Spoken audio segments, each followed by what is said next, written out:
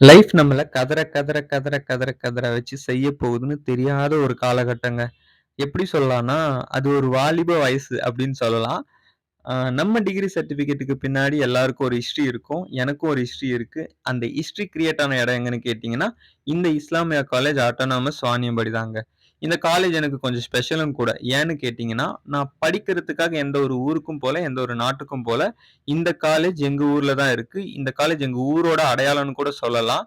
And இந்த வழியா நான் போகும்போது பார்த்தீங்கன்னா, இந்த இந்த கேம்பஸ பார்க்கும்போது, நான் அட்மிஷன் போட வெயிட் பண்ணிட்டு இருந்த நாட்கள், 75% அட்டெண்டன்ஸ் எடுக்க கஷ்டப்பட்ட நாட்கள், அண்ட் ஃப்ரெண்ட்ஸோட கட் அடிச்சுட்டு ஊர் சுத்துன நாட்கள், அப்படின்னு சொல்லிட்டு என் கண்ணு முன்னாடி வந்து வந்து போயிட்டே இருக்குங்க.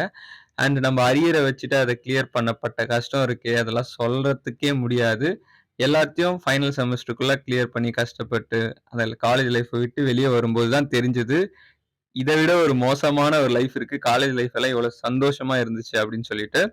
உங்களோட எக்ஸ்பீரியன்ஸ ஷேர் பண்ணுங்க. நீங்க எந்த பேட்ச் படிச்சீங்கன்னு சொல்லுங்க.